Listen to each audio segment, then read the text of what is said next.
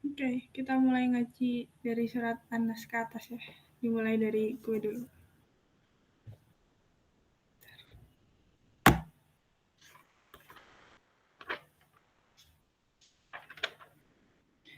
A'udzu billahi minasyaitonir rajim. Bismillahirrahmanirrahim. Qul a'udzu birabbin nas, malikin nas, ilahin nas, min syarril waswasil khannas, alladzi yuwaswisu fi sudurin nas, minal jinnati wan nas. Oke, lanjut boleh. Agus deh, lanjutin setelahnya.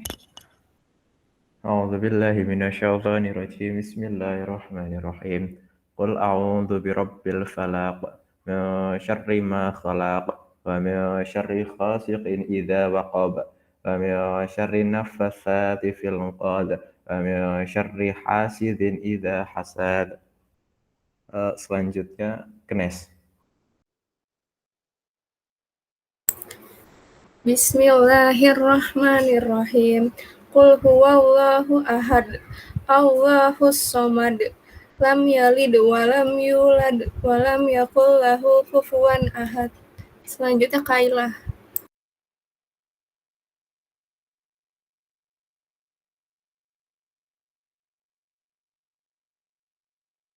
A'udzu billahi minasyaitonir rajim. Bismillahirrahmanirrahim.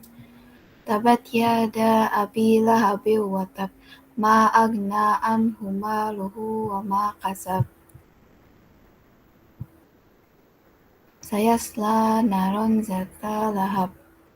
Wamra'atu hammalatal hatab. Fi jidha hablum mim masad. Amin. Selanjutnya Salsabila Alia.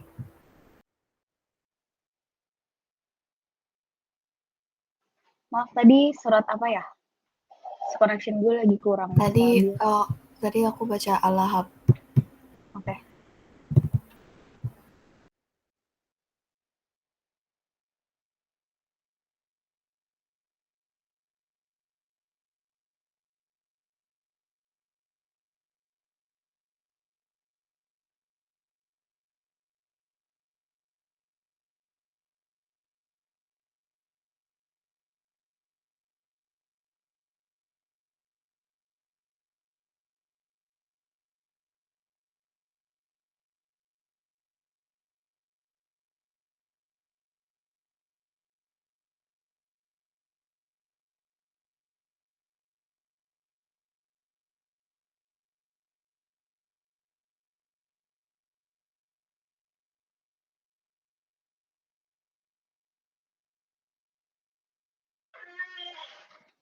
Bismillahirrahmanirrahim. Qul huwallahu ahad. Allahus samad.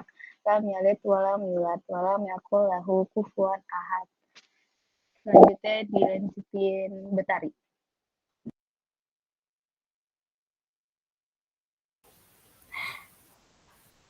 Alia, bukannya lo harusnya An-Nasr ya?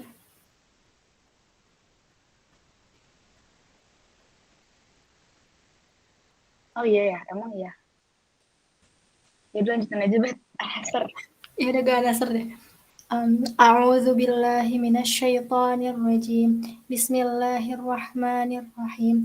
Idza jaa nasrullahi wal fath wa ra'aitan nasa yadkhuluna fi dinillahi afwaja fasabbih bihamdi rabbika wastaghfir innahu kana tawwaba. Selanjutnya dilanjutkan oleh Anissa.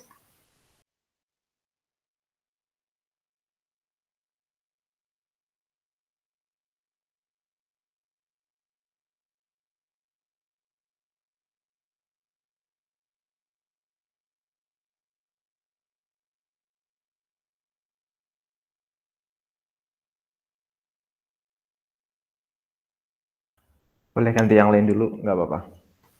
Siapa ya? Fahirah deh, Fahirah. Bismillahirrahmanirrahim.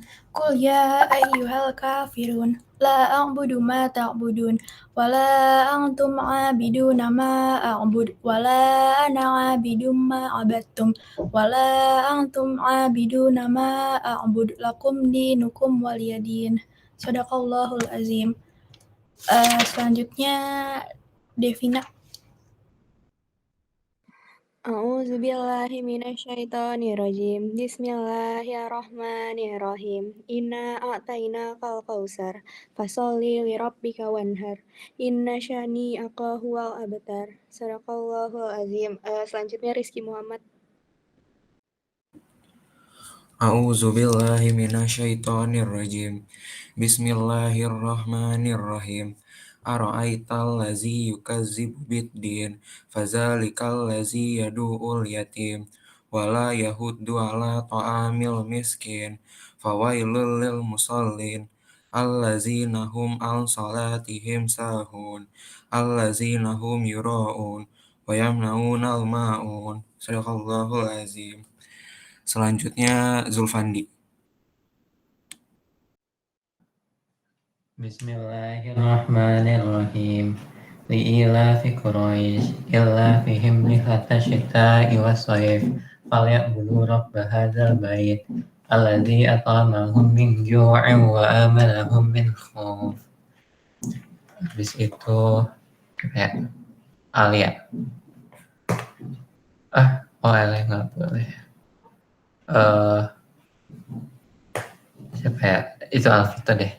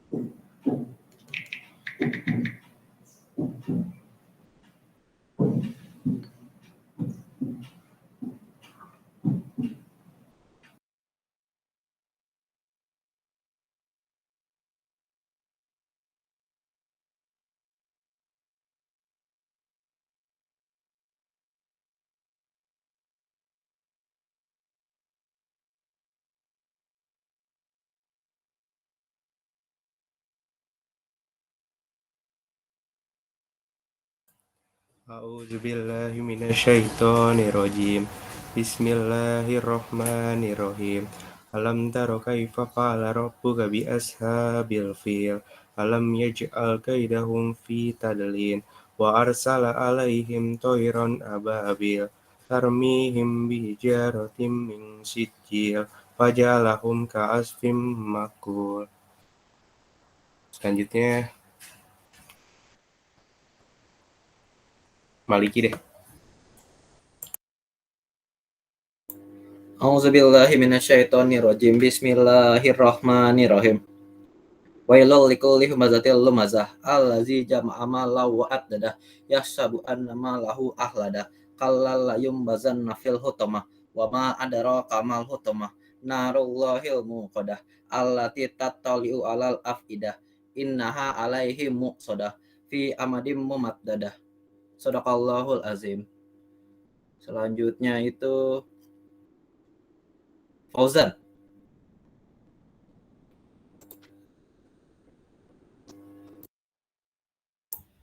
Bismillahirrahmanirrahim. Wal 'asri innal insana lafi khusrin illal ladzina amanu wa 'amilus sholihati wa tawassaw bil haqq wa tawassaw bis sabr. Selanjutnya Salsan. Iya, Salsan.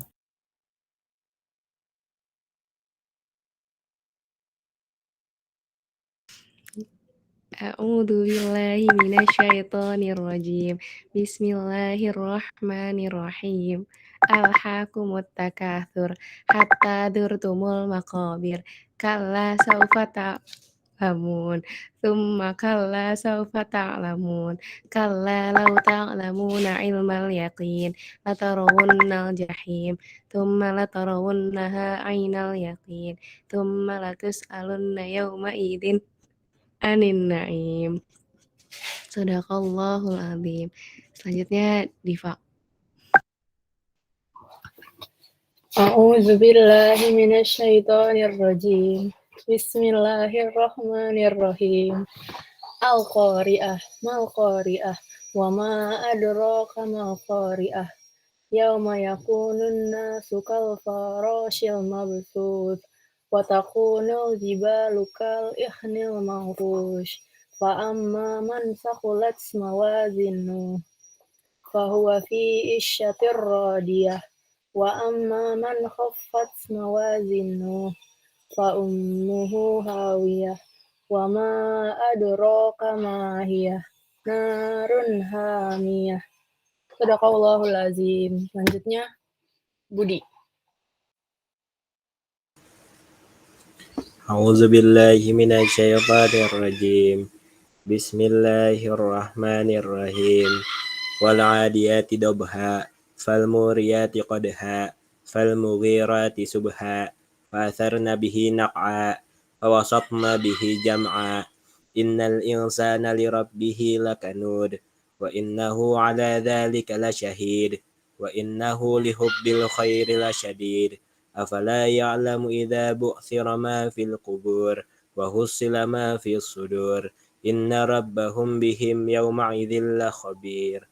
Sadaqallahul azim. Selanjutnya Cita deh. A'udzu billahi minasyaitonir rajim. Bismillahirrahmanirrahim.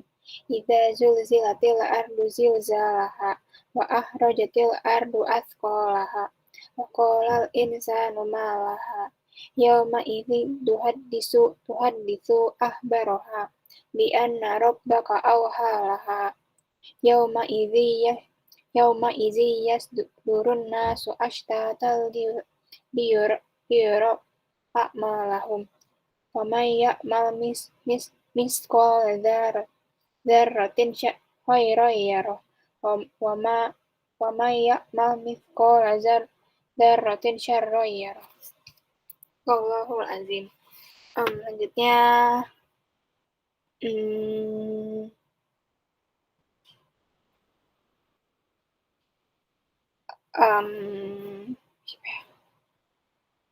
Hasna deh. Auzubillahi minasyaitonirrajim. Bismillahirrahmanirrahim. Lam yakunil ladzina kafaru min ahlil kitabi wal musyrikina munfakkina hatta ta'tiyahumul bayyinah. Rasulun minallahi yatlu suhufan mutahharah fiha kutubun qayyimah. Wa ma tafarraqa ladzina utul kitaba illa min ba'di ma ja'atuhumul bayyinah. Wa ma umiru illa liya'budullaha mukhlisina lahud-din hunafa wa yuqimuna as-salata wa yu'tuz zakata wa dzalika dinul qayyimah.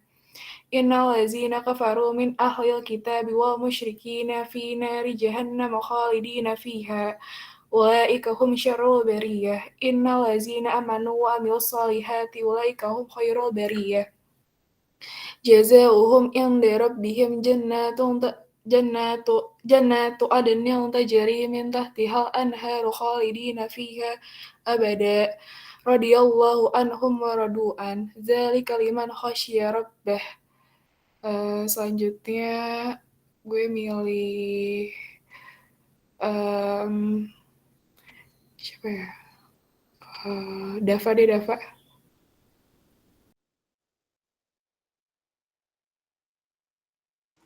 Davanya lagi ada gangguan teknis kayaknya. Oh, oke. Siapa ya? Taruh. Sabi, Sabrina. A'udzubillahi minasyaitonirrajim. Bismillahirrahmanirrahim. Inna anzalnahu fi lailatul qadar. Wa ma adraka wa ma salah sih gue. Bener kan? Inna anzalnahu fi lailatul qadar. Wa ma adraka ma lailatul qadar. Lailatul qadri khairum min alfi syahr. Tanazzalul malaikatu wa ruhu fiha bi izni rabbihim min kulli amr. Salamun hiya hatta matla'il fajr. Sadaqallahul azim. Selanjutnya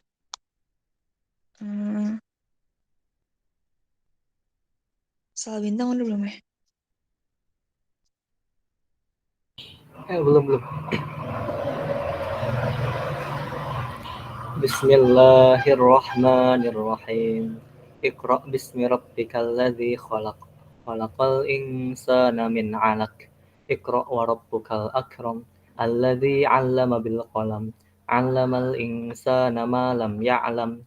Kalla innal insana layatgha ar-ra'ahu istaghna. Inna ila rabbikar ruj'a. Ara'aital ladzi yanha 'abdan idza shalla. Ara'aita in kana 'alal huda aw amara bittaqwa. Ara'aita in kadzdzaba wa tawalla. Alam ya'lam bi anna Allaha yara. Kalla la illam yantahi lanasfa'an bin nasiyah. Nasiyatin kadzibatin khati'ah. Falyad'u nadiyah. Sanad'u zabaniyah. Kalla la tuti'hu wasjud waqtarib.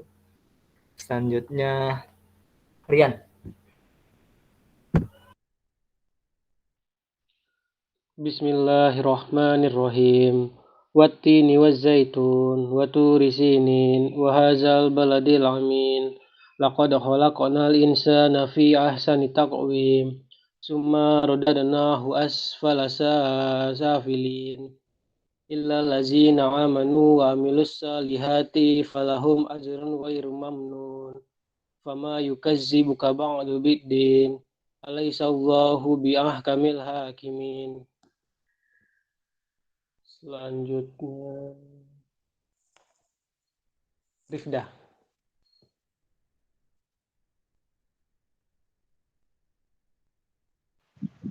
أعوذ بالله من الشيطان الرجيم بسم الله الرحمن الرحيم ألم نشرح لك صدرك ووضعنا عنك وزرك الذي ينقض ظهرك ورفعنا لك ذكرك فإن مع العسر يسرا إن مع العسر يسرا فإذا فرغت فانصب وإلى ربك فارغب Sadaqallahul Azim.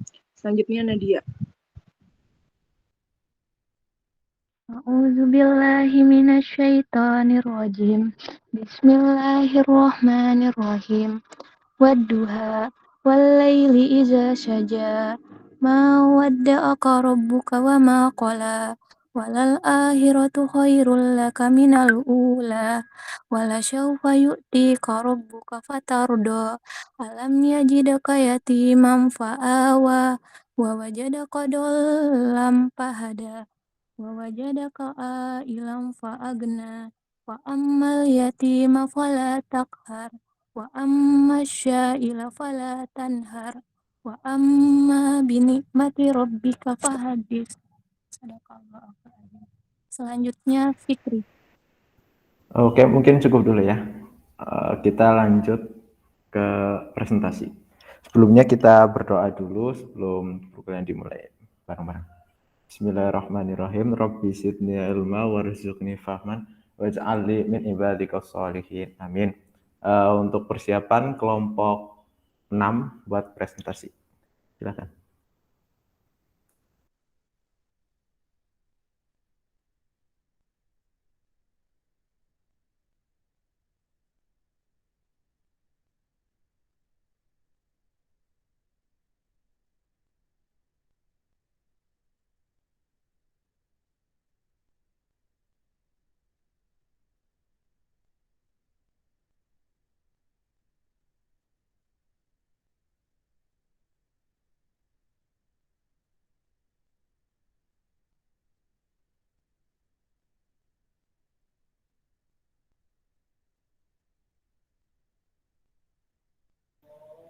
Kelompok 6, kelompok siapa ya? Udah siap belum buat presentasi? Sudah siap. Sebentar ya. Oke.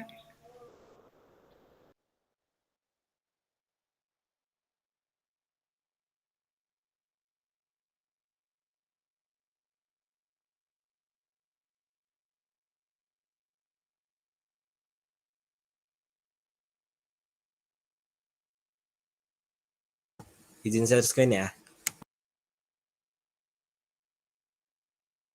Oke.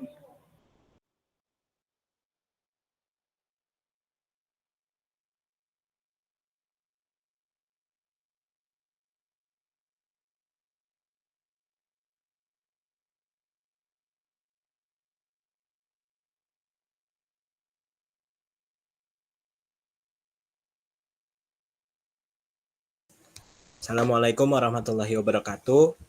Kami dari kelompok 6 akan mempresentasikan hasil diskusi kami tentang sejarah pemikiran Islam. Mungkin boleh perkenalan dulu. Saya Ilham Pambudi dari akuntansi. Boleh yang lain? Saya Astana Nabila Wilujah dari akuntansi juga. Saya Kakak Bilali dari ilmu ekonomi. Saya Nadia Firly dari manajemen. Oke, boleh langsung dimulai aja presentasinya.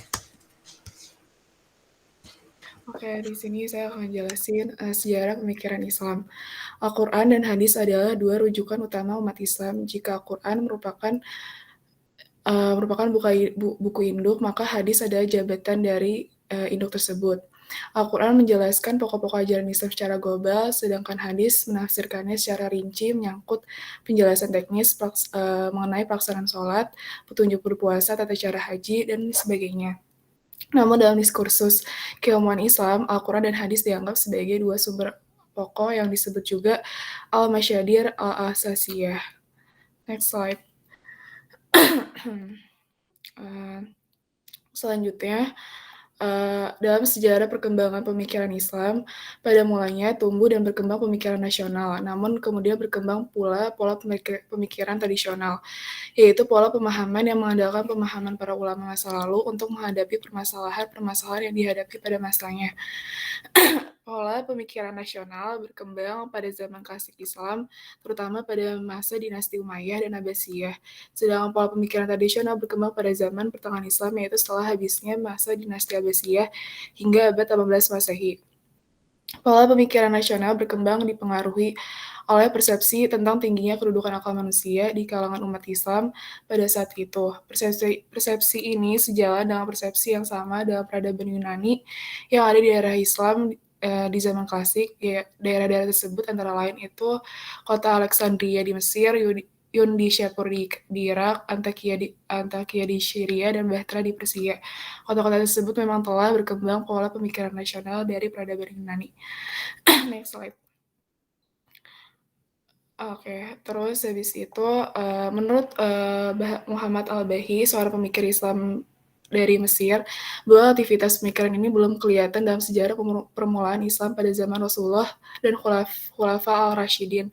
Karena pada saat itu umat Islam memfokuskan perhatiannya untuk berdakwah, menyeru penduduk Mekah dan sekitarnya agar menganut Islam, menyemaikan akidah, menanamkan unsur-unsur iman dan akhlak yang mulia di kalangan mereka berdasarkan bimbingan dan petunjuk langsung dari Rasulullah. Pada zaman Rasulullah SAW masih hidup dan wahyu masih diturunkan, umat Islam mengembalikan semua persoalan kepada wahyu dan mendapatkan penjelasan langsung dari Rasulullah. Karenanya umat Islam belum memerlukan ijtihad pemikiran dari mereka sendiri, terlebih lagi dalam masalah akidah dan persoalan-persoalan agama lainnya. Ditambah lagi Rasulullah melarang semua perbedaan dalam persoalan akidah dan tidak membiasakan perdebatan di kalangan orang-orang Islam. Setelah Rasulullah wafat, memang ada sedikit kekacauan pada awalnya, tetapi dapat diselesaikan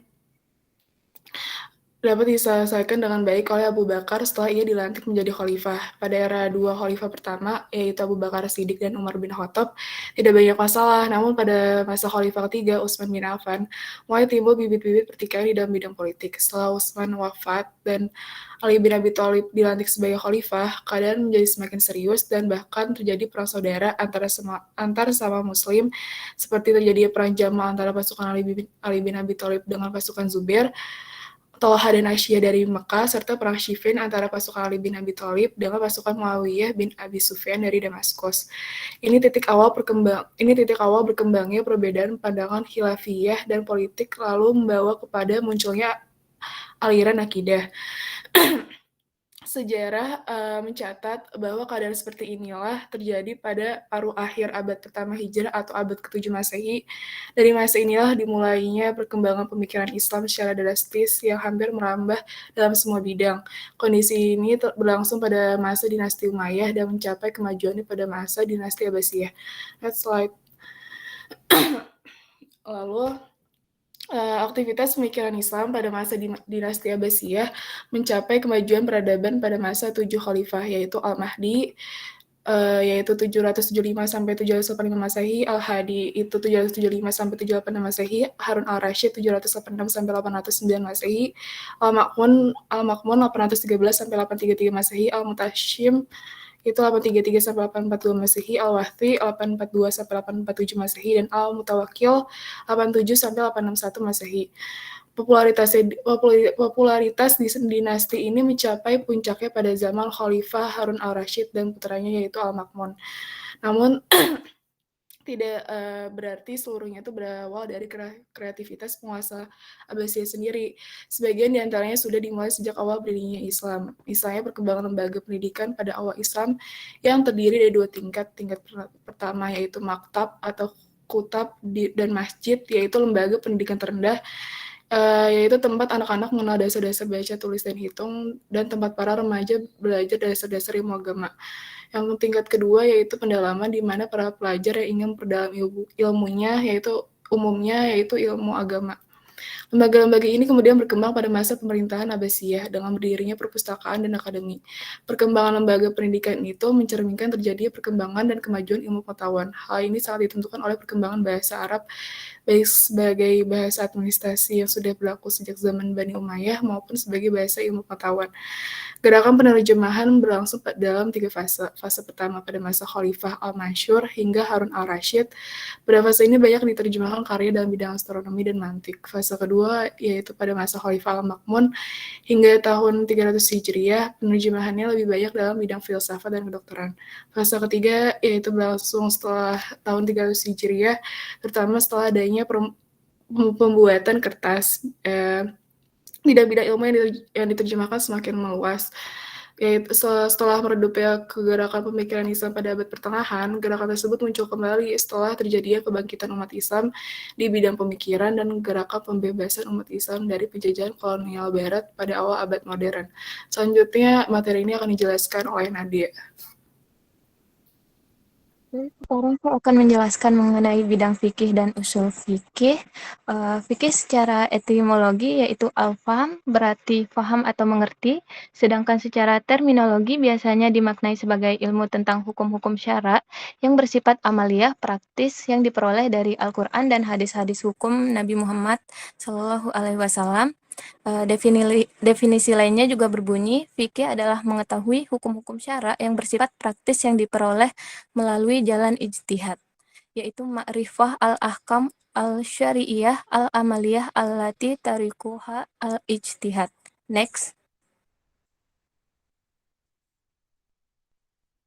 Kemudian pada zaman Nabi sendiri, fikih dalam pengertian itu tidak terlalu diperlukan sebab jika timbul masalah-masalah di tengah masyarakat, maka para sahabat dapat langsung bertanya kepada Nabi karena Nabi merupakan sumber hukum dalam Islam, yaitu marji al-tashri'. Dalam memutuskan perkara juga, Nabi dapat merujuk kepada Al-Quran dan dapat juga merupakan hasil penalaran Nabi sendiri yang dapat disebut dengan fikih al-sunnah. Banyak masalah hukum yang tidak ditegaskan di dalam Al-Quran juga, lalu diatur secara rinci dalam hadis, misalnya sebagai tata cara sholat, zakat, puasa, dan haji. Kemudian setelah wafatnya Nabi Muhammad, para sahabat dan tabi'in perlu mengerahkan segala kemampuan untuk mengijtihad sebuah persoalan. Karena hasil pemahaman dari para ulama yang satu dan yang lain berbeda, kemudian sejak era sahabat dan selanjutnya, sudah mulai terjadi perselisihan pendapat hukum. Misalnya seperti jika seorang sahabat berbicara A, maka sahabat yang lain berbicara B. Karena satu ulama tergolong ahlu al-hadis, yaitu seperti ulama Mekah, Madinah, sedangkan ulama yang lain tergolong ahlu al-ra'i, yaitu ulama Persia seperti Kufah, Basrah, dan Baghdad. Next.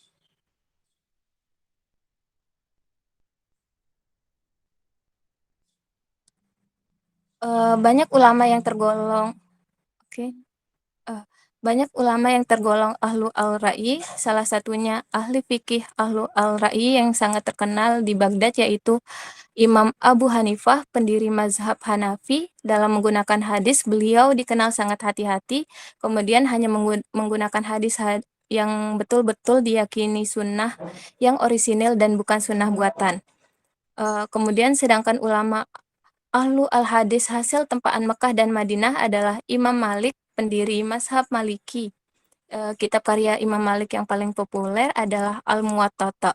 Sepeninggal keduanya muncul ulama yang bisa memadukan antara metodologi ahlu al-ra'yi dan metodologi ahlu al-hadis, yaitu Al-Imam Abu Abdillah Muhammad ibnu Idris al-Syafi'i. Bisa di next?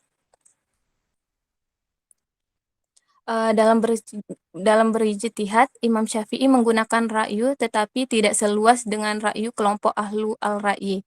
Beliau juga menggunakan hadis, tetapi Imam Syafi'i sendiri memiliki mekanisme untuk menyeleksi hadis termasuk muhtalif al-hadis. Imam Syafi'i telah menulis kitab usul fikih al-risalah sebagai metodologi untuk mengistinbatahkan hukum dari Al-Quran dan Al-Sunnah.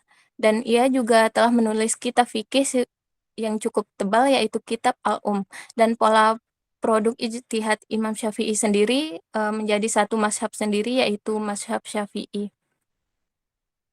Kemudian dalam perkembangannya, kealiman Imam Syafi'i di bidang hadis diwarisi salah seorang muridnya, yaitu Imam Ahmad ibnu Hanbal, yaitu mazhabnya disebut dengan mazhab Hanbali.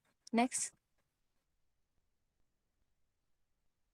Kemudian, 4 mazhab fikih inilah yang sekarang menjadi acuan umat Islam yang tersebar di berbagai dunia. Sementara mazhab fikih yang lain sempat muncul seperti mazhab Auza'i yang didirikan Abdul al-Rahman ibnu Amr al-Auza'i, kemudian mazhab Daud al-Zahiri yang didirikan oleh Daud ibnu Ali al-Sifahani, kemudian mazhab Sufyan al-Syawri, mazhab Ibnu Uyainah, dan lain-lain, yang hanya muncul dalam sebagian narasi kitab fikih 4 mazhab itu. Jika 4 mazhab itu dianggap mewakili fikih Ahlus Sunnah wal Jamaah, maka terdapat 4 mazhab fikih lain yang lumayan kuat menjadi rujukan di kalangan Syiah, yaitu mazhab Ja'fari yang didirikan oleh Imam Ja'far al-Sadiq. Kemudian terdapat di Indonesia sendiri terdapat ormas Islam tradisional yang konsisten bermazhab kepada mazhab Syafi'i dan tidak bermazhab kepada mazhab yang lain. Dan salah satu organisasi tradisional Islam yaitu Nahdlatul Ulama yang menyatakan bermazhab kepada salah satu dari 4 mazhab tersebut, yaitu mazhab Hanafi, Maliki, Syafi'i, dan Hambali. Pilihan lintas mazhab ini yang menyebabkan Nahdlatul Ulama tampil menjadi organisasi Islam yang moderat, luas, tidak ekstrim dalam merespon persoalan sosial kemasyarakatan, ekonomi, dan politik. Ada gium atau kaidah yang cukup populer di lingkungan Nahdlatul Ulama sendiri adalah al-muhafazah ala al-qadim al-salih wa al-ahzu bi al-jadid al-aslah, yaitu memelihara yang lama yang baik dan mengambil yang baru yang lebih baik. Next. Kemudian selanjutnya akan disampaikan oleh Salsa. Lalu ada bidang tasawuf. Dalam masyarakat modern yang sering dilanda stres akibat masalah-masalah yang dihadapi, tasawuf semakin diminati. Sebab tasawuf dianggap sebagai obat yang bisa menyembuhkan penyakit hati dan memberi solusi terhadap masalah-masalah psikologis manusia dari dulu hingga sekarang. Ide dari tasawuf itu sebenarnya sederhana, yaitu takziyatun nafs atau memberikan jiwa atau hati. Selanjutnya, ini beberapa firman Allah berikut kerap menjadi rujukan terhadap para sufi yang membuktikan bahwa tasawuf itu sudah ada sejak zaman Nabi, bahkan telah disebutkan di dalam kitab suci. Yang pertama ada Quran Surat Al-Taubah 112 yang berisi, mereka itu adalah orang-orang yang bertaubat, yang beribadat, yang memuji Allah, yang melawat, yang ruku, yang sujud, yang menyuruh berbuat ma'ruf dan mencegah berbuat munkar, dan yang memelihara hukum-hukum Allah dan bergembiralah orang-orang mukmin itu. Lalu yang kedua ada Quran Surat Yunus ayat 7-8, sesungguhnya orang-orang yang tidak mengharapkan pertemuan dengan kami dan merasa puas dengan kehidupan dunia serta merasa tentram dengan kehidupan itu, dan orang-orang yang melalaikan ayat-ayat kami, mereka itu tempatnya di neraka disebabkan apa yang selalu mereka kerjakan. Lalu ada ayat ketiga,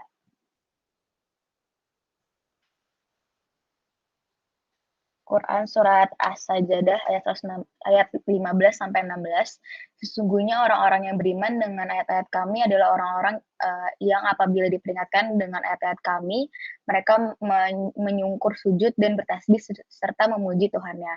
Mereka tidak menyombongkan diri, namun mereka jauh dari tempat tidurnya, sedang mereka berdoa kepada Tuhannya dengan rasa takut dan harap, dan mereka menafkahkan sebagian dari rezeki yang mereka punya kepada orang-orang yang membutuhkan. Lalu ada yang keempat, ada Quran surat Al-Hadid ayat 20, ketahuilah bahwa sesungguhnya kehidupan dunia itu hanya permainan dan sesuatu yang melalaikan, perhiasan dan bermegah-megahan antara kamu, serta berbangga-banggalah tentang banyaknya harta dan anak. Lalu ada ayat kelima, Quran surat An-Nazi'at ayat 37 sampai 41, adapun orang-orang yang melampaui batas dan lebih mengutamakan kehidupan dunia, maka sesungguhnya nerakalah tempat tinggalnya. Dan adapun orang-orang yang takut kepada kebesaran Tuhannya dan menahan diri dari keinginan hawa nafsunya, maka sesungguhnya surgalah tempat tinggalnya. Lalu ada ayat ke-6, Quran surat Al-A'la ayat 14 sampai 17, sesungguhnya beruntunglah orang-orang yang membersihkan diri dan beriman, dan dia ingat nama Tuhannya, lalu ia sembahyang, tetapi kamu orang-orang kafir memilih kehidupan duniawi, sedang kehidupan akhirat adalah lebih baik dan lebih kekal. Ayat terakhir ada Quran surat Al-Fajr ayat 17-20, sekali-kali tidak demikian, sebenarnya kamu tidak memuliakan anak yatim, dan kamu tidak saling mengajak memberi makan orang miskin, dan kamu menahan harta pusaka dengan cara mencampur baurkan hal yang halal dan yang batil, dan kamu mencintai harta benda yang dengan kecintaan yang berlebihan.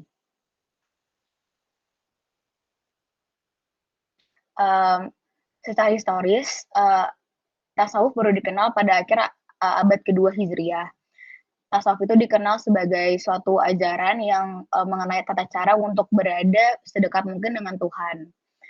Ajaran itu antara lain berisi tentang anjuran kepada para pengikut sufisme agar mempertebal rasa takwa kepada Allah Subhanahu wa Ta'ala, berzikir dan mengingatnya setiap saat, berupaya untuk membebaskan diri dari keterikatan mutlak pada kehidupan duniawi sehingga tidak diperbudak harta dan tahta, memperbanyak membaca Al-Quran dan sholat, serta mau mendermakan rezeki kepada yang lebih membutuhkan.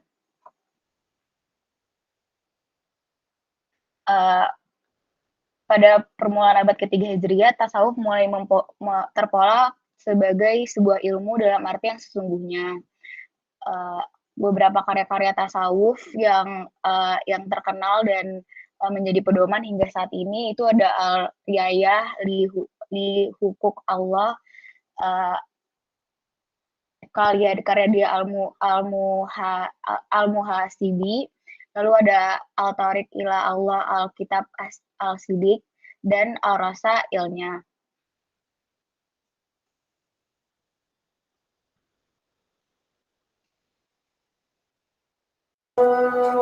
Baik, untuk selanjutnya bidang kalam dan filsafat mungkin bisa ditunggu sebentar kali ya karena lagi azan di sini. Terima kasih.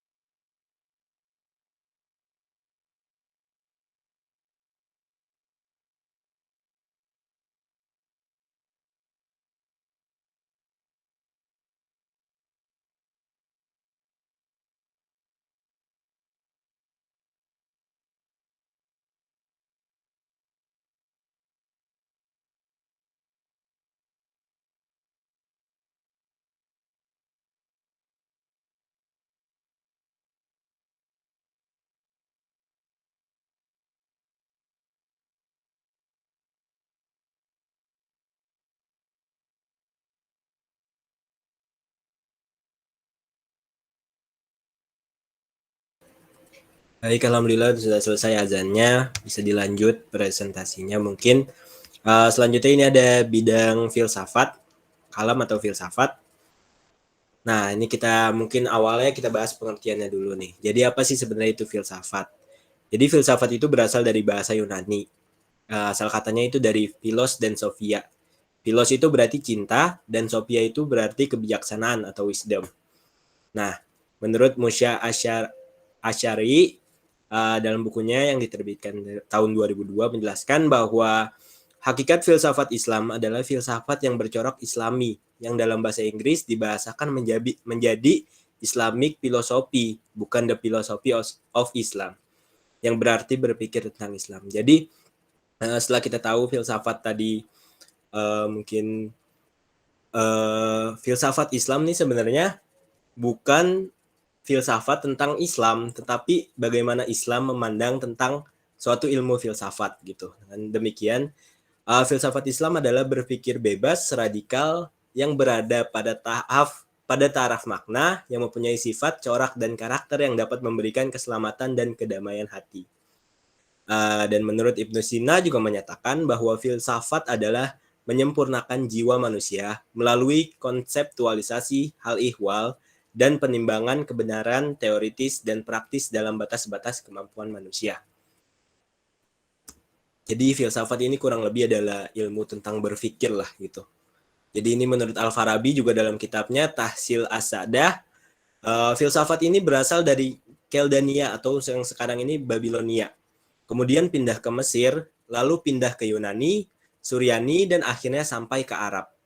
Jadi filsafat ini pindah ke negeri Arab setelah datangnya Islam. Karena itu, filsafat yang pindah ke negeri Arab ini dinamakan filsafat Islam.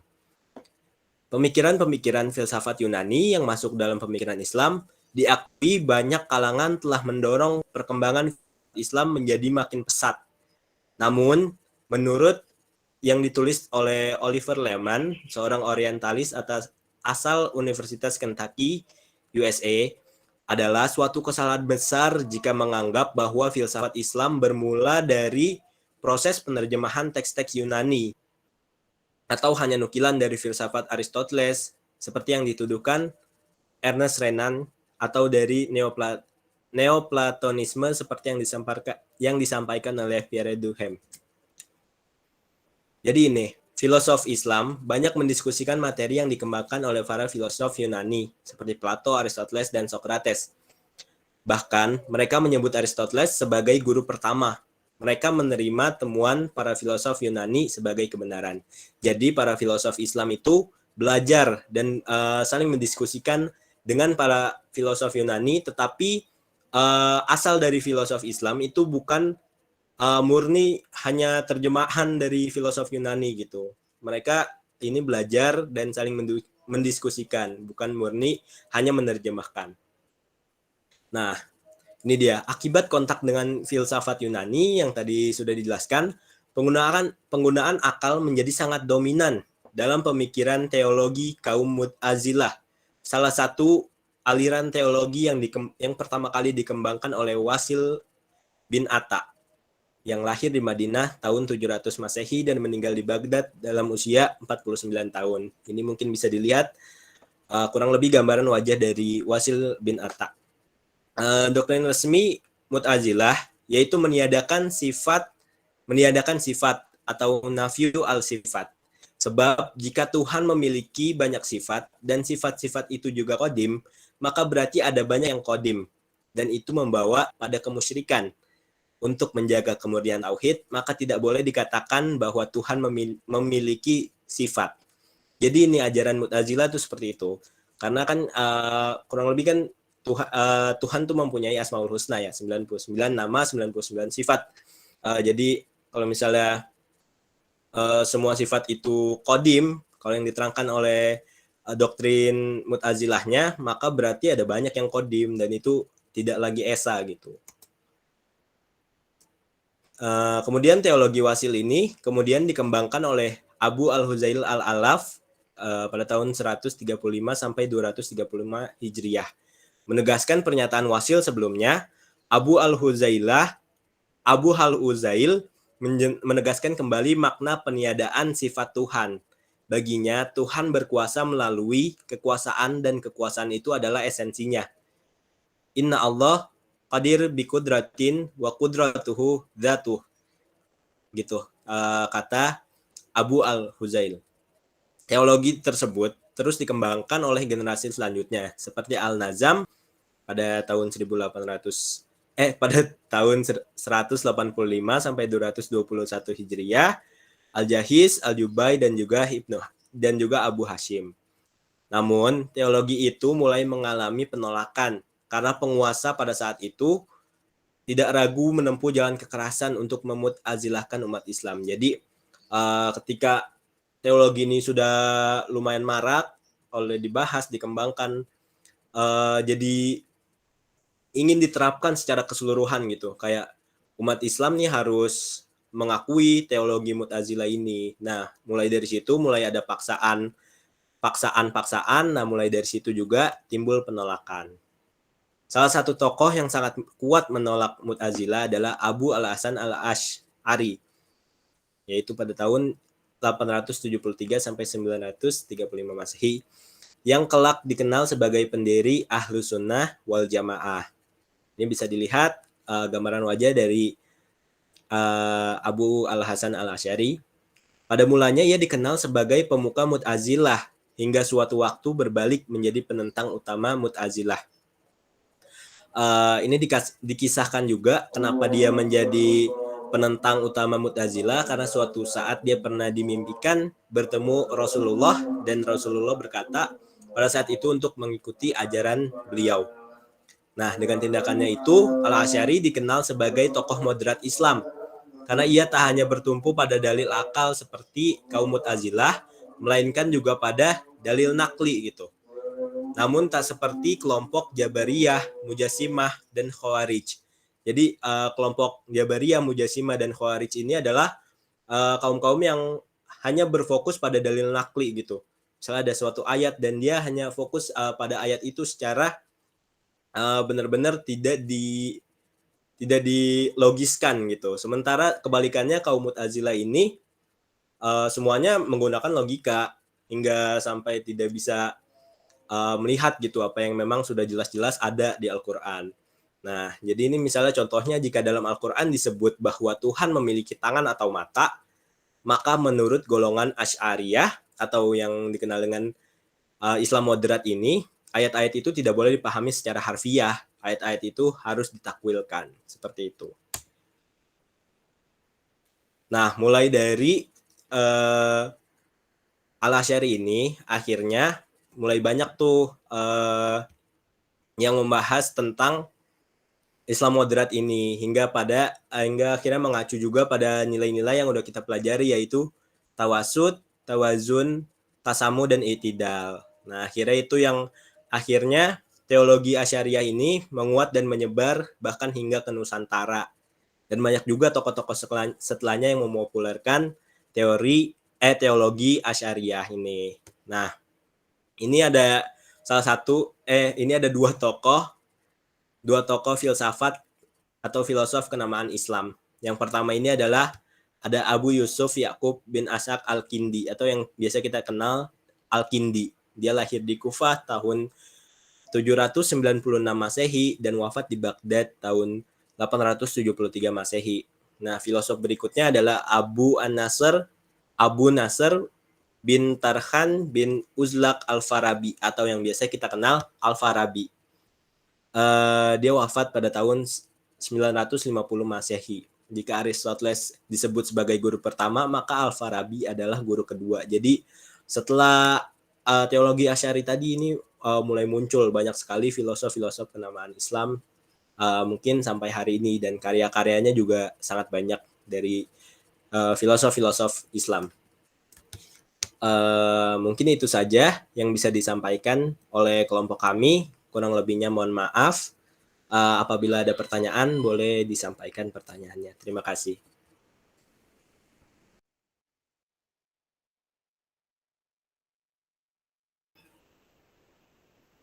Ya, ada Rifda, ada Citara, boleh ada Ama Fikri. Boleh kali dimulai dulu dari Rifda. Gimana pertanyaannya? Baik, sebelumnya terima kasih atas kesempatan bertanya untuk saya. Jadi tadi sempat ada disinggung mengenai hukum syara dan kayak materi usul fiqh. Nah, bagaimana penjelasan mengenai hukum syara menurut ahli usul fiqh? Terima kasih. Baik, terima kasih pertanyaannya Rifda. Selanjutnya ini ada pertanyaan dari ada Citara, mungkin boleh disampaikan pertanyaannya. Nanya, kalau misalkan untuk ciri dari kelompok tradisionalis dalam Islam sendiri itu apa aja sih? Mohon maaf Cita, kurang terdengar, boleh diulang? Oh ya, pertanyaannya ciri dari kelompok tradisionalis dalam Islam sendiri itu apa aja sih? Oke, baik, terima kasih Cita atas pertanyaannya. Boleh lanjut ke Fikri. Baik, terima kasih buat kesempatannya. Saya mau bertanya. Tadi sempat disinggung mengenai mujtahid asy-syar'i. Apa sih yang dimaksud dengan mujtahid asy-syar'i itu? Kemudian satu lagi, siapa saja orang-orang yang berhak untuk menentukan sebuah ijtihad? Itu aja sih. Terima kasih. Baik, terima kasih pertanyaannya Fikri. Selanjutnya boleh lanjut ke Anggi ya. Anggi boleh silakan bertanya. Ya, terima kasih waktunya. Saya hanya mau bertanya, ini tentang tadi ya penamaan Ahlus Sunnah wal Jamaah untuk golongan Asy'ari. Kenapa kok akidahnya Imam Asy'ari dinamakan akidah Ahlus Sunnah wal Jamaah? Kenapa? Ya, terima kasih. Baik, terima kasih Anggi pertanyaannya. Mungkin segitu dulu. Kita mungkin berdiskusi dulu untuk menjawab. Boleh ditunggu ya, terima kasih. Oke teman-teman, sambil menunggu jawaban dari kelompok 6 buat berdiskusi juga, kita bisa sambil lihat VTR yang harus ditampilkan juga ya. Nggak lama kok, cuma 15 menit. Terima kasih.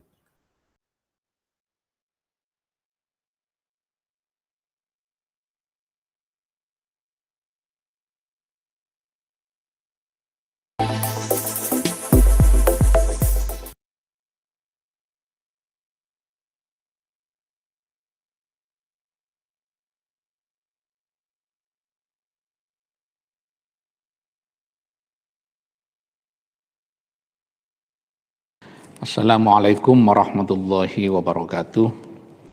Bismillah, alhamdulillah, wassalatu wassalamu ala rasulillah Muhammad ibn Abdillah wa ala alihi wa sahbihi wa mawala amma ba'du. Kali ini kita akan menjelaskan mengenai sejarah pemikiran Islam. Kalau kita berbicara mengenai pemikiran di dalam Islam, saya kira seluruh pemikiran di dalam Islam itu fondasinya adalah Al-Quran dan hadis.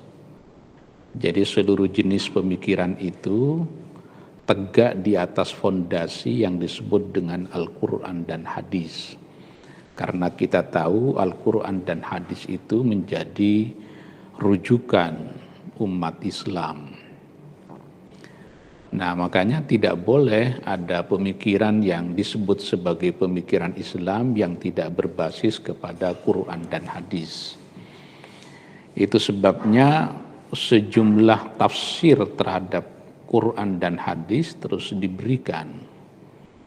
Pada zaman Rasulullah Sallallahu Alaihi Wasallam memang kita tahu bahwa Rasulullah itu disebut sebagai marji'ut tasyri' wahda, sebagai rujukan hukum satu-satunya. Artinya kalau ada persoalan menyangkut tafsir terhadap Quran, para sahabat tidak perlu bertanya kepada yang lain, cukup bertanya kepada Rasulullah, karena Rasulullah itu berfungsi sebagai mufassir terhadap Quran. Nabi yang diberi mandat oleh Allah untuk menjelaskan makna-makna Al-Quranul Karim. Kenapa Al-Quran perlu dijelaskan? Karena kita tahu tidak seluruh hal diatur secara rinci di dalam Quran. Misalnya, di dalam Quran kita diperintahkan untuk mendirikan salat. Allah berfirman di dalam Quran, aqimus salata wa atuz zakata wa atimul hajja wal umrata lillah. Dirikanlah salat, tunaikan zakat, sempurnakan haji dan umrah. Tapi bagaimana cara kita melaksanakan ibadah salat? Bagaimana cara kita melaksanakan haji? Apa saja yang wajib dikeluarkan zakatnya tidak dijelaskan secara rinci di dalam Quran. Maka hal-hal yang demikian itu dijelaskan di dalam hadis. Jadi hadis berfungsi sebagai tafsir terhadap Al-Quran, berfungsi sebagai mubayyin yang menjelaskan Al-Quran. Tapi sepeninggal Rasulullah Sallallahu Alaihi Wasallam, Al-Quran bergerak sendirian tanpa didampingi oleh Nabi sebagai mufassir resminya. Dan kita untuk menafsiri Al-Quran, kita tidak bisa lagi bertanya kepada Nabi. Itu sebabnya kemudian muncul yang disebut dengan tafsir sahabat. Nanti yang disebut dengan tafsir para tabi'in, kemudian tabi'in sampai sekarang. Nah, karena jarak kita makin jauh dengan Nabi, maka kita membutuhkan apa yang disebut sebagai metodologi untuk menafsirkan Al-Quran dan As-Sunnah. Karena Quran ini berbahasa Arab, maka kita untuk menafsirkan Quran pertama-tama harus tahu bahasa Arab. Kita tidak mungkin untuk menafsirkan Al-Quran kalau kita tidak tahu bahasa Arab. Tapi tahu bahasa Arab juga tidak cukup, kita harus tahu sebab turunnya ayat itu. Kalau menyangkut hadis Nabi, kita juga harus tahu sebab hadirnya, sebab diucapkannya hadis itu oleh baginda Nabi. Nah, secara umum umat Islam harus mengerti bahwa Quran itu kalau dipecah kurang lebih ada 4 kategori.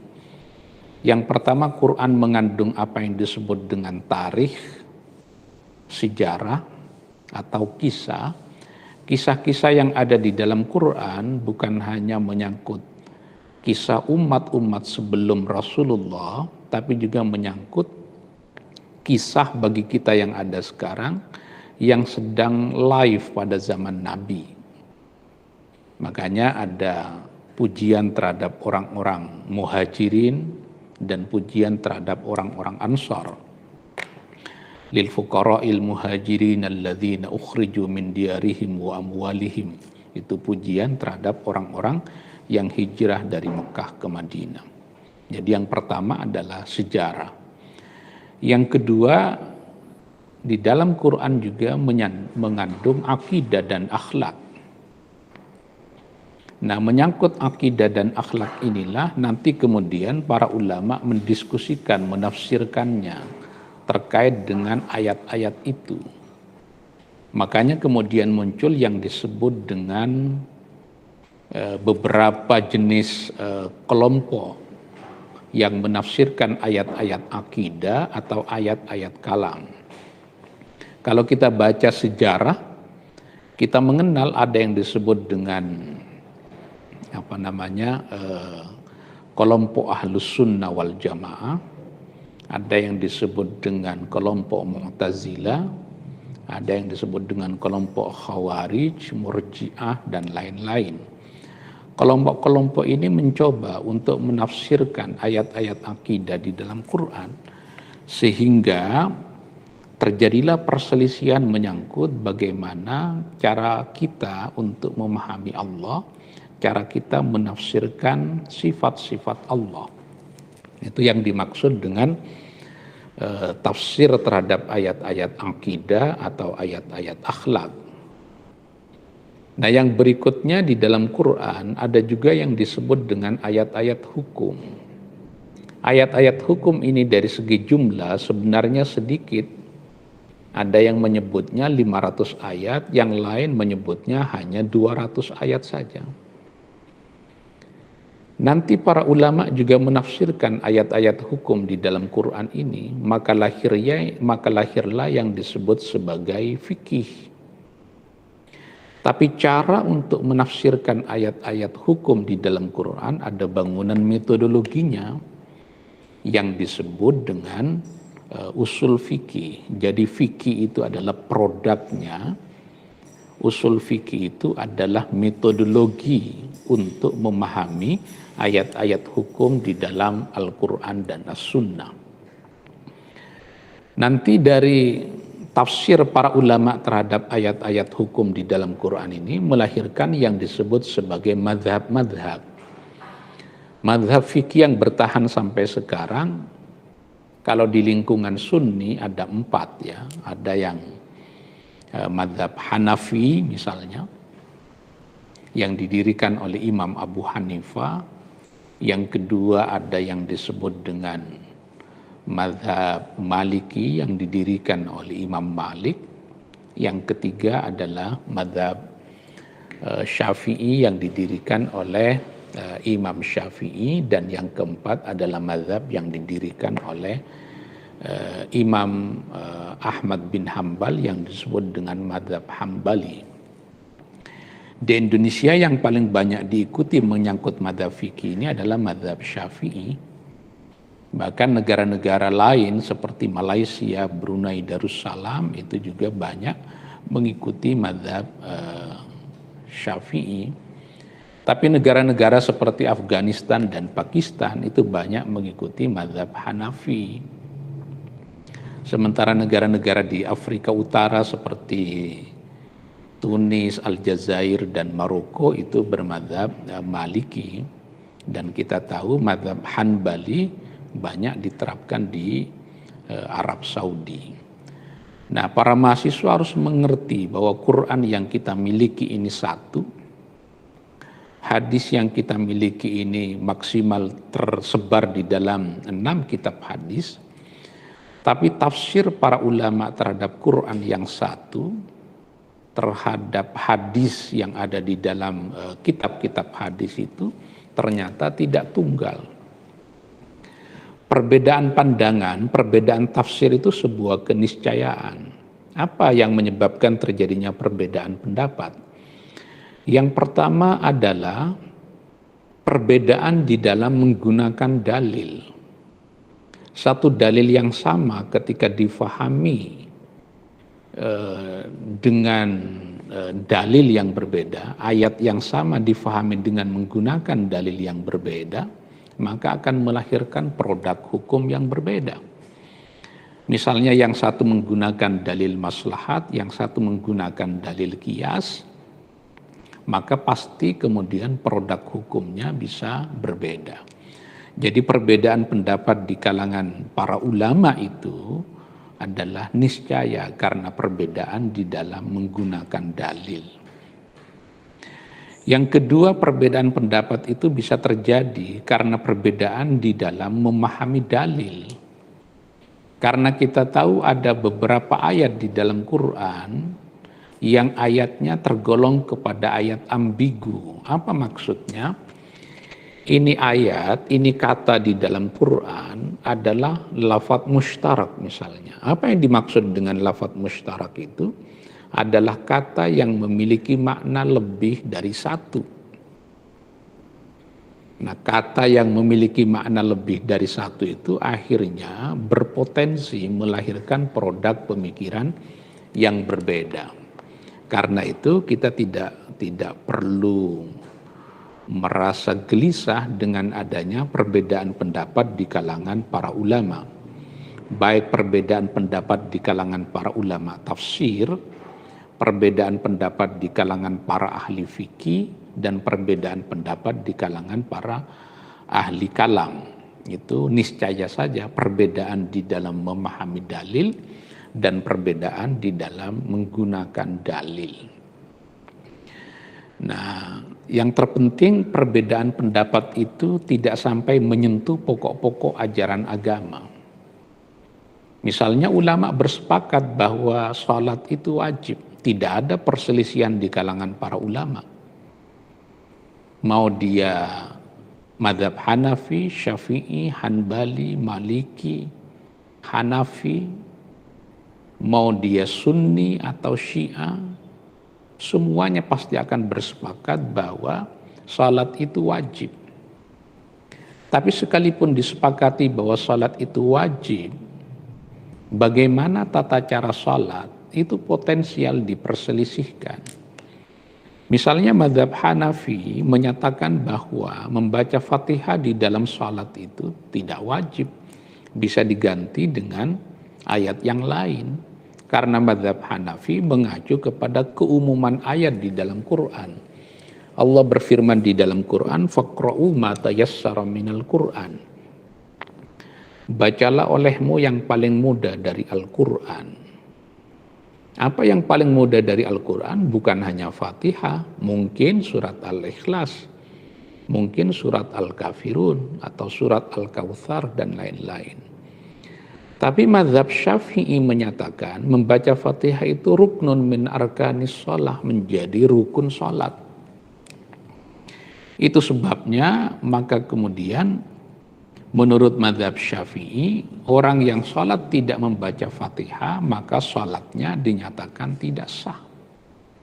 Kita tahu misalnya, Nabi bersabda, la sholata liman lam yaqra' bi Fatihatil kitab. Tidak sah sholat seseorang yang tidak membaca Fatihah, tidak membaca Ummul Quran di dalam sholatnya. Inilah yang menjadi acuan dari mazhab Syafi'i.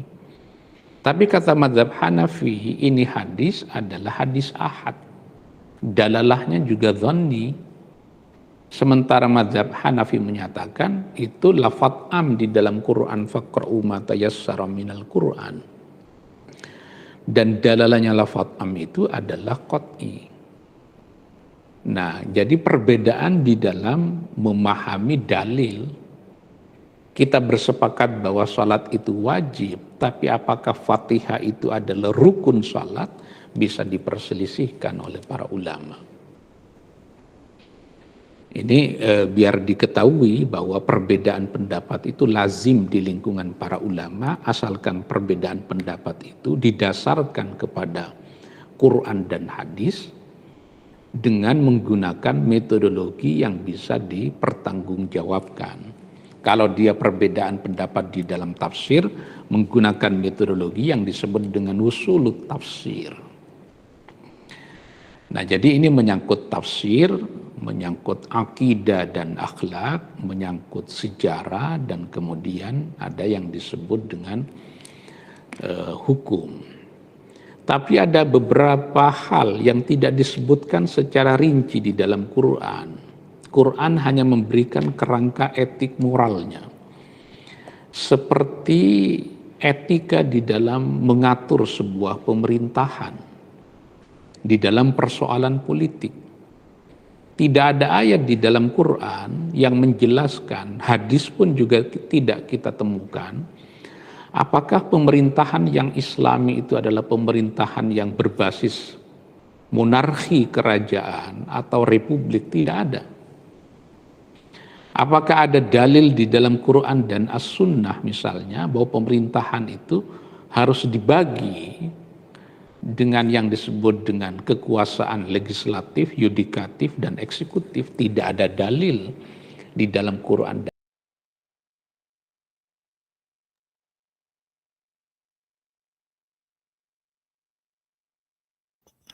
Mungkin kepada kelompok 6 untuk bisa nyicil-nyicil jawab pertanyaannya satu-satu.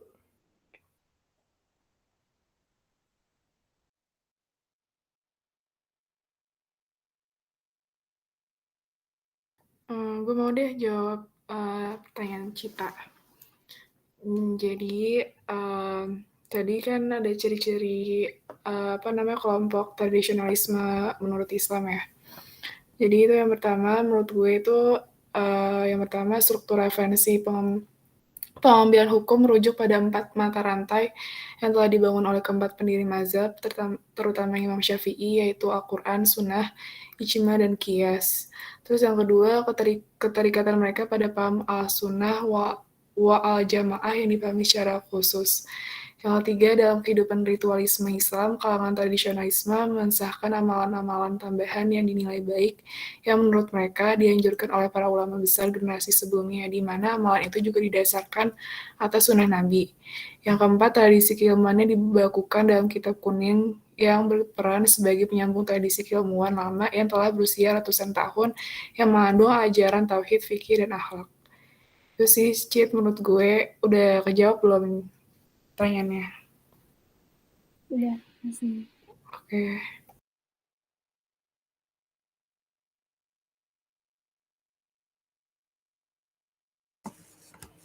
Baik, selanjutnya saya ingin menjawab pertanyaan dari Anggi.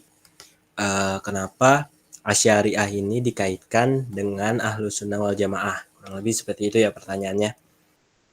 Jadi sebenarnya ini terdapat banyak sekali perbedaan pendapat di antara ulama gitu. Namun sebagian besar ini memang banyak yang tidak setuju apabila dianggap Asy'ariyah ini termasuk Ahlus Sunnah wal Jamaah. Karena ini ada pendapat menurut Imam Ahmad, Ali bin Al-Madini, dan lainnya menyatakan barang siapa menyelami ilmu kalam atau filsafat tadi, maka ia tidak termasuk Ahlus Sunnah, meskipun perkataannya bersesuaian dengan As-Sunnah, hingga ia meninggalkan perdebatan dan menerima nas-nas syar'iyah. Jadi memang Asy'ariyah ini tidak termasuk ke dalam Ahlus Sunnah wal Jamaah, tetapi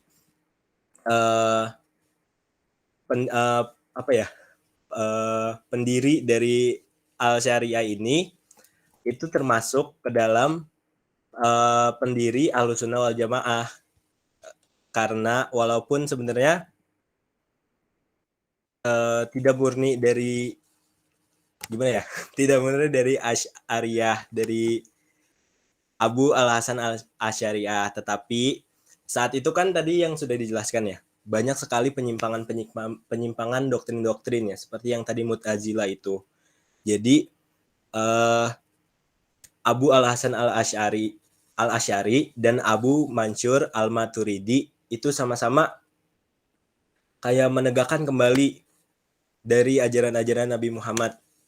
Makanya itu yang terjadi adalah terbentuklah aliran Ahlus Sunnah wal Jamaah yang mempunyai arti para pengikut sunnah Nabi Muhammad. Dan jamaah itu yang berarti sahabat Nabi. Jadi para menganut sunnah dan ijma para sahabat. Seperti itu. Jadi kayak sebenarnya ini ajaran Ahlus Sunnah wal Jamaah ini memang pengkodifikasian dari mazhab-mazhab sebelumnya. Seperti mazhab Imam Hanafi, Imam Maliki, Imam Syafi'i, dan Imam Hanbali. Dan lain-lain gitu di sebelumnya. Jadi Abu Al-Hasan Al-Asy'ari ini bukan pendiri sebenarnya, bukan pendiri dari Ahlus Sunnah wal Jamaah, tetapi karena memang kondisinya saat itu lagi banyak penyimpangan dan dia datang dengan aliran menegakkan kembali sunnah, maka seolah-olah dia menjadi pendiri gitu dari Ahlus Sunnah wal Jamaah. Tetapi sebenarnya itu aliran itu adalah pengkodifikasian dari mazhab-mazhab sebelumnya. Begitu Anggi jawabannya. Apakah sudah terjawab? Terima kasih sudah. Oke, terima kasih Anggi. Selanjutnya saya akan menjawab pertanyaan Rifda tentang apa itu hukum syara. Jadi secara singkat, hukum syara itu adalah seperangkat aturan yang dibuat oleh Allah Subhanahu wa taala yang ditunjukkan oleh setiap mukallaf yang bersifat mengikat, dan adanya unsur tuntutan, pilihan, larangan atau ketentuan yang bersifat mengikat. Dan segala sesuatu yang diperintahkan, contohnya kayak puasa, sholat, haji, zakat, dan seluruh perbuatan yang baik. Seperti itu. Apakah sudah jelas? Sudah, terima kasih Alia. Sama. Baik, saya akan menjawab pertanyaan dari Fikri mengenai mujtahid fi syar'i, yaitu mujtahid fi syar'i ini orang yang berkemampuan berijtihad dalam seluruh masalah, dan hasil dari ijtihad tersebut akan dijadikan pedoman dan ikutan oleh orang-orang yang tidak mampu berijtihad. Contohnya seperti orang-orang tersebut seperti Imam Syafi'i, Imam Hanafi, Imam Malik dan Imam Ahmad Ibnu Hanbal. Itu contoh salah satu contoh orang-orang yang mujtahid syar'i. Dan untuk ijtihad itu sendiri tidak dapat dilakukan oleh sembarangan orang kecuali orang tersebut telah belajar mendalami dalil-dalil terkait dengan masalah yang ingin diijtihadkan. Mungkin segitu saja. Apakah sudah cukup menjawab? Sudah menjawab, terima kasih.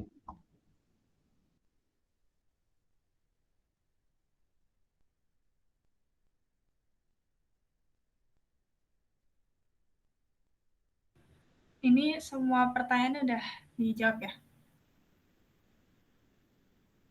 Oh, benar. Atau masih ada lagi? Udah selesai kan? Oke. Udah kita tutup aja pertemuan kita pada siang menjelang sore hari ini dengan bacaan Alhamdulillah dan doa kafaratul majlis. Oke,